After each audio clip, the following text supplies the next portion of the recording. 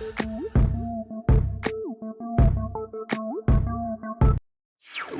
everyone, welcome back to another Hashtag Trending with me, Ali Reza. During the weekend, people on social media were amazed by the massive flooding in northeast US that killed dozens of people and left behind a trail of destruction and devastation. Disasters, including wildfires and floods erupting across the United States this summer, is exposing a harsh reality. The country is not ready for the extreme weather that is now becoming more frequent as a result of climate change and a warming planet. New York City was one of the centers worst hit by the remnants of Hurricane Ida. The flooding exposed vulnerabilities in the city's infrastructure, indicating that maybe New York City was not built to withstand a deluge like the one Ida delivered. Our first comment of the day comes from Maps DKNY. 28th Street and 7th Avenue MTA station. Avoid traveling. A subway system built the right way shouldn't have flooding like this. If subways can easily get flooded like this, you can risk running into a mass casualty situation repeatedly. Check out this video.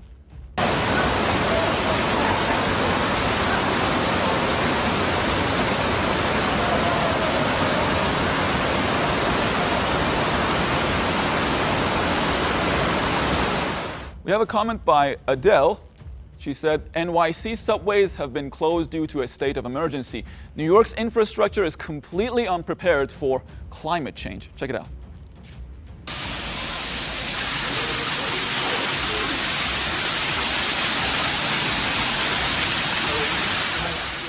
Now here we have another comment by Emmy Noel with a very interesting profile picture. Finally, the subways will be spotless clean. Now, some people have taken to social media to criticize the government's preparedness in dealing with climate change. They blame authorities for spending huge amounts of money for war instead of addressing the vulnerabilities in urban infrastructure. Our next comment comes from Aram Waisi. He said, "This is the destruction of the infrastructure of the most famous city in the world. A government that spends huge sums only on terrorism, aggression, and war does not create a strong welfare and infrastructure for its citizens." True that. Journalist Siraj Noorani wrote, U.S. residents standing walking in knee-high floodwater in an apartment building that was flooded in Woodside, Queens, New York City. Check it out.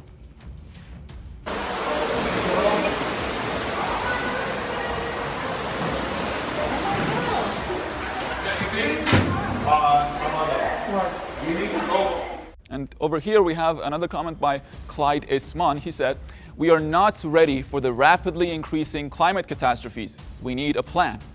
Climate scientists are saying that the world needs to do more to cut greenhouse gas emissions or be prepared for the worst, because what happened in the US could pale in comparison to future weather. Our next and final batch of comments reflects people's concerns over this.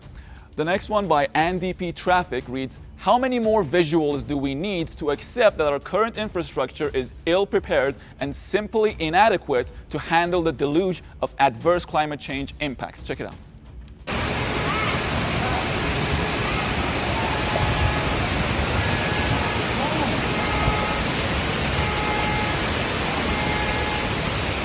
Look.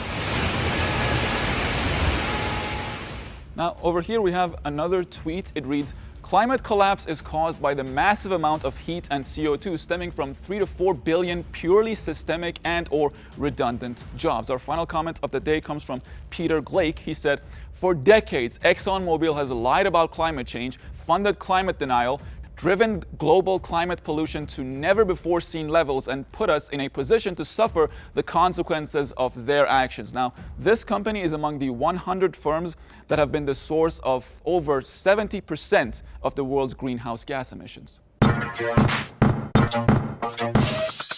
All right, that's going to be it for me in this edition of Hashtag Trending. Until next time, take care and bye-bye.